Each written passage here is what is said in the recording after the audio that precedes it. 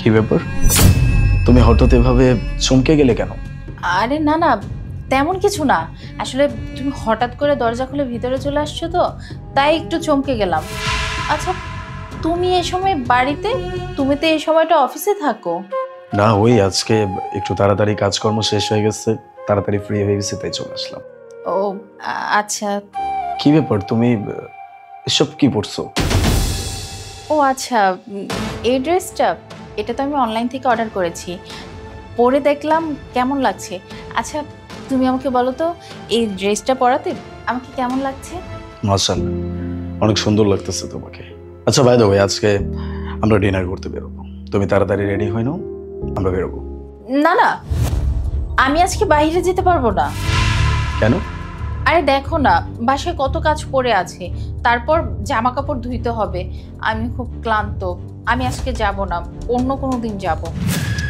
কি বলতেছো? কাজকর্ম তো তুমি পরেও করতে পারবা, আর তুমি এমনিতেও সবসময় বাসায় থাকো, বোরিং ফিল করো। আজকে একটু সময় পাইছি, দুজন মিলে একটু বাইরে গিয়ে ডিনার করে আসবো, ভালো লাগবে। ঠিক আছে, তুমি রেডি হয়ে নাও, আমি ফ্রেশ হয়ে আসছি। আচ্ছা ঠিক আছে।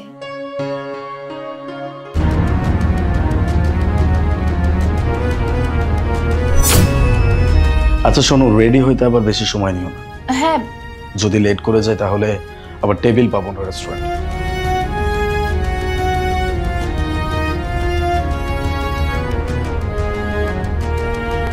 আরে আজকে এত তাড়াতাড়ি আসলো কিভাবে?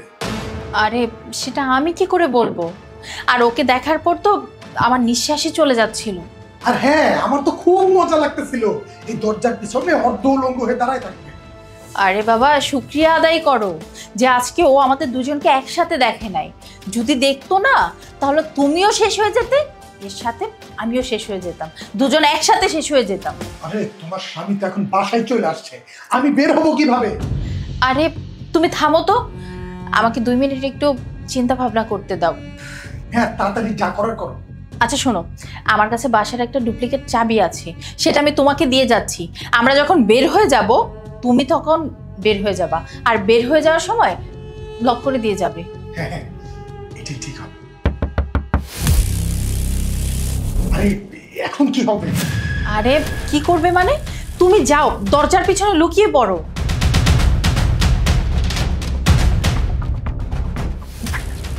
আরে কি ব্যাপার, আজকে তুমি এমন করতেছো কেন? তুমি জানো, তুমি যখন মাঝে মাঝে আমাকে ডিনারে নিয়ে যাও, আমার কত ভালো লাগে। তোমার এই র্যান্ডম সারপ্রাইজগুলো না আমার অনেক পছন্দ। তোমার খুশিতেই তো আমার খুশি। তুমি যখন খুশি হয়ে আমার সাথে এমন আচরণ করো, তখন আমার অনেক ভালো লাগে। আচ্ছা তুমি আমাকে বলো তো, ডিনারে আমি কেমন ড্রেস পরবো? যাওয়ার আগে শার্টটা সাথে করে নিয়ে যা।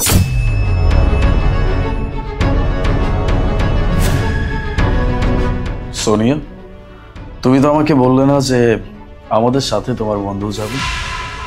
আমি আমি তো তোমাকে বলতেই যাচ্ছিলাম।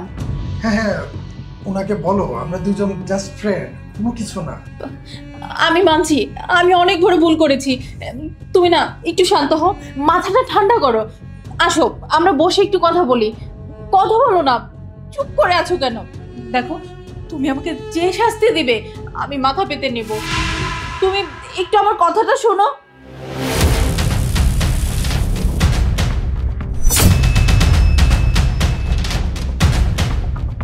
হ্যালো পুলিশ স্টেশন, আমি মিস্টার আলিফ বলছি। আমার বাসায় একটা চুরি হয়েছে, যেটার সাথে আমার স্ত্রী আর তার প্রেমিক জড়িত। তারা আমাকে হত্যার হুমকিও দিচ্ছে। আপনারা তাড়াতাড়ি আমাকে সেভ করেন এখান থেকে। বাসা নাম্বার 238, বিকাশনগর। তুমি এটা কি করলে? হ্যাঁ, তুমি এটা কেন করলে? আমি সেটাই করছি যেটা আমার করা উচিত ছিল। আচ্ছা, তোমার কি মনে হয় তোমার এরকম মন গড়া গল্প শুনে পুলিশ বিশ্বাস করবে? আরে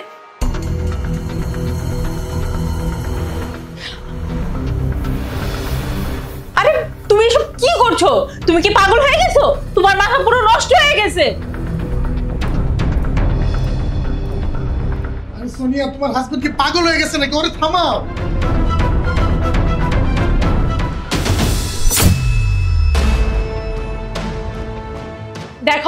এইসব করে না কোনো লাভ হবে না, থামো তুমি। এবার তো পুলিশ বিশ্বাস করবে যে তোমরা দুজন চোর, আর চুরি করার জন্য তোমরা আমাকে আঘাতও করছো। তোমরা তো একসাথে থাকার জন্য এত সব কিছু করছো, ঠিক আছে? পার্মানেন্টলি একসাথে থাকার মতো ব্যবস্থা আমি তোমাদেরকে করে দিলাম। যাও, জেলে গিয়ে দুজন মিলে একসাথে থেকো।